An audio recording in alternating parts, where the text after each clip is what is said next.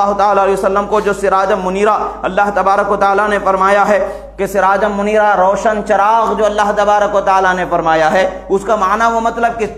کس طریقے سے لیا جا سکتا ہے، کیسے اس کے معنی و مطالب ہوتے ہیں، حضرت امام عبد الرحمن الصفوری شافعی علیہ رحمت و رضوان نزہۃ المجالس کے اندر اس لفظ کے معنی کے متعلق سے ذکر کرتے ہوئے ارشاد فرماتے ہیں کہ اللہ تبارک و تعالیٰ نے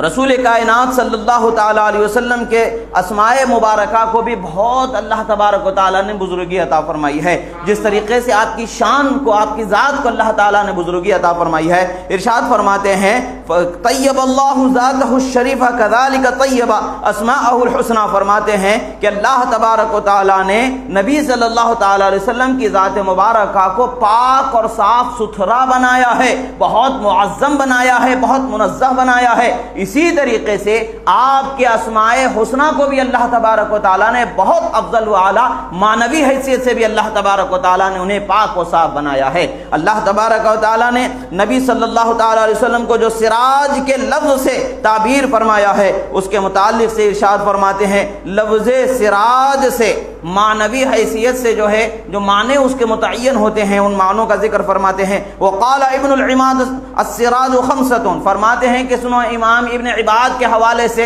امام ابن عماد کے حوالے سے نقل کرتے ہیں، آپ فرماتے ہیں کہ سراج 5 طور پر اس کا معنی مراد لیا جاتا ہے۔ سراج کا جب معنی آتا ہے تو 5 طور پر اس کا معنی مراد لیا جاتا ہے۔ ایک سراج فی القلب وهو المعرفۃ، فرماتے ہیں دل میں سراج یعنی چراغ ہو جانا، یہ کیا ہے؟ یہ معرفت کا حاصل ہو جانا، جو اللہ کے ولیوں کے دلوں کو اللہ تبارک و تعالی روشن فرما دیتا ہے، جسے اولیاء کو کہا جاتا ہے یہ تو روشن دل ہیں، یعنی جن کے دل کے اندر چراغ سلگ رہا ہے، روشنی ہے، وہ کیا ہے؟ اللہ کی معرفت اور اس کے رسول کی معرفت، کما حقہ انہیں آ جانا، یہ معرفت القلب کو سراج القلب کے اعتبار سے کہا جاتا ہے۔ اور پھر فرماتے ہیں وسراج فی الدنیا وهو النار، فرماتے ہیں دنیا کا سراج، دنیا کا چراغ کیا ہے؟ آگ سے روشن کیے جانے والی روشنی کو سراج الدنیا کہا جاتا ہے۔ اور اسی طریقے سے سراج فی السماء وهو الشمس، سراج سما کسے کہا جاتا ہے؟ سورج کو کہا جاتا ہے، جو روشنی عطا کے سورج کے ذریعے آسمان روشن ہو جاتا ہے۔ اسی طریقے سے سراج فی الجنہ کہا جاتا ہے، جیسے آسمان کا ایک سراج ہے، زمین کا ایک سراج ہے، دل کا سراج ہے، اسی طریقے سے جنت کا بھی ایک سراج ہے، اور جنت کا سراج امیر المومنین حضرت عمر فاروق رضی اللہ تعالیٰ عنہ کی ذات مبارکہ ہے۔ اور سرکار صلی اللہ تعالیٰ علیہ وسلم کے آپ کے توصیف میں، آپ کے عظمت میں جو احادیث مبارکہ وارد ہوئی ہیں، آپ کے مناقب میں یہ چیز آتی ہے کہ آپ کو سراج الجنہ کہا گیا ہے، یعنی حضرت عمر فاروق رضی اللہ تعالیٰ عنہ کو جنت کا چراغ رسول اللہ صلی اللہ تعالیٰ علیہ وسلم نے فرمایا۔ اسی طریقے سے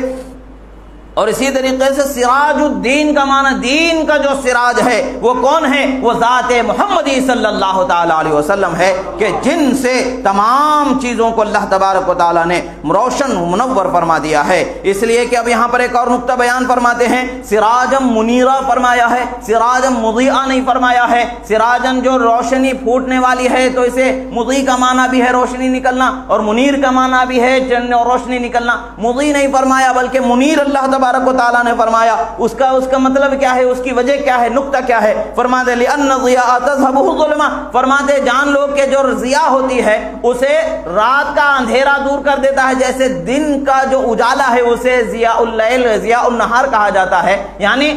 دن کا اجالا کہا جاتا ہے، تو یہ اجالا رات کا اندھیرا اسے گما دیتا ہے۔ اللہ تبارک و تعالیٰ نے ضیاء سے نہیں منیر سے رسول اللہ کی ذات کو تعبیر فرمایا ہے، اور یہ منیر کا معنی یہ ہوتا ہے کہ اسے اللہ کے رسول صلی اللہ تعالیٰ علیہ وسلم کی شان میں یہ جو معنی اللہ تبارک و تعالیٰ نے ان کے معنوی حیثیت سے آپ کی شان و عظمت کو بلند فرمایا ہے، مضی نہیں فرمایا ہے، بلکہ اللہ تبارک و تعالیٰ نے انہیں منیر فرمایا ہے، یعنی نور سے اس کی تعبیر فرمائی ہے، اور یہ دن کو بھی روشن کرنے والا ہے اور رات کو بھی روشن کرنے والا ہے۔ یہی وجہ ہے کہ اللہ کے رسول صلی اللہ تعالیٰ علیہ وسلم کی نور نظر حضرت صدیقہ کائنات حضرت ام المومنین بی بی عائشہ صدیقہ رضی اللہ تعالی عنہ سے فرماتے ہیں، آپ سے روایت ہے، آپ فرماتی ہیں لنا شمس وللآفاق شمس وشمسی خیر من شمس السماء، فرماتے ہیں کہ سنو اللہ نے ہمیں بھی جو ہے ایک روشن سورج عطا فرمایا ہے، آسمان کو بھی جو ہے ایک روشن سورج عطا فرمایا ہے۔